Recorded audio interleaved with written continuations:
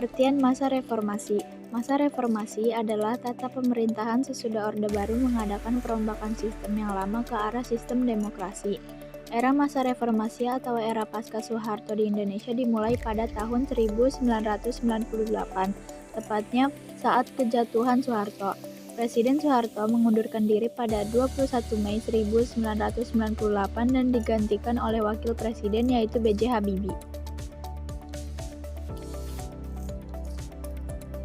Tujuan diadakannya era reformasi. Yang pertama, menuntut turunnya harga-harga kebutuhan pokok yang melonjak tinggi sejak Juli 1997. Yang kedua, menuntut MPR untuk tidak kembali mencalonkan Soeharto sebagai presiden untuk periode ke-7. Dan yang terakhir, menjelang lengsernya Soeharto, para pejabat melakukan perjanjian simbolik dan beberapa langkah kebijakan ekonomi guna untuk mencoba mengatasi keadaan dan mempertahankan kekuasaan, atau yang biasa disebut buying time. Kira-kira apa ya dampak reformasi bagi bangsa Indonesia untuk kedepannya? Kamu mau tahu? Yang pertama ada dampak kebebasan menyampaikan pendapat. Nah, di sini kita berhak mengemukakan pendapat pribadi kita. Nah, yang kedua ada masalah duifungsi ABRI.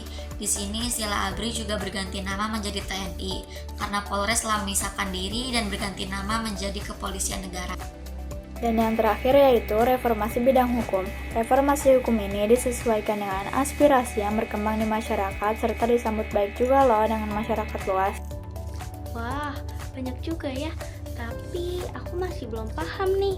Nah, dari penjelasan-penjelasan yang tadi, penjelasan itu udah benar semua nih. Tapi biar kita lebih paham dan jelas, mari kita simak video berikut ini. Dampak reformasi. Dampak kebebasan menyampaikan pendapat. Setelah reformasi, orang-orang bebas untuk mengemukakan pendapatnya. Presiden B.J. Habibie memberikan ruang bagi siapapun yang ingin menyampaikan pendapat, baik dalam bentuk rapat umum maupun unjuk rasa atau demonstrasi. Masalah duifungsi ABRI. Setelah reformasi dilaksanakan, peran ABRI di perwakilan rakyat DPR mulai dikurangi secara bertahap, yaitu dari yang tadinya berjumlah 75 orang menjadi 38 orang. Dahulu, ABRI terdiri dari 4 angkatan, yakni Angkatan Darat, Angkatan Laut, Angkatan Udara, dan Kepolisian RI. Namun, sejak tanggal 5 Mei 1999, Polri telah memisahkan diri dari ABRI dan berganti nama menjadi Kepolisian Negara. Istilah ABRI juga berubah menjadi TNI. Ketiga, reformasi bidang hukum. Pada masa pemerintahan Bapak B.J. Habibie dilakukan reformasi di bidang hukum, di mana reformasi hukum ini disesuaikan dengan aspirasi yang berkembang di masyarakat, serta disambut baik oleh masyarakat luas. Selama masa Orde Baru, karakter hukum yang di Indonesia cenderung bersifat konservatif, ortodoks, dan elitis. Hukum ortodoks merupakan hukum yang bersifat tertutup, sehingga masyarakat tidak memiliki peran sama sekali di dalamnya. Hukum pada masa Orde Baru ini kemudian dianggap sebagai bentuk hukum yang mengebiri hak asasi manusia atau HAM.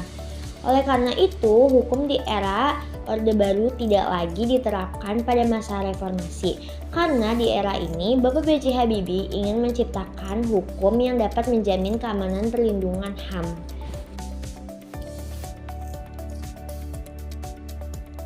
Kronologi reformasi. 5 Mei 1998, 20 mahasiswa Universitas Indonesia mendatangi gedung DPR atau MPR untuk melakukan penolakan terhadap pidato pertanggungjawaban yang disampaikan pada sidang umum MPR. 11 Maret 1998, Soeharto dan B.J. Habibie disumpah menjadi presiden dan wakil presiden.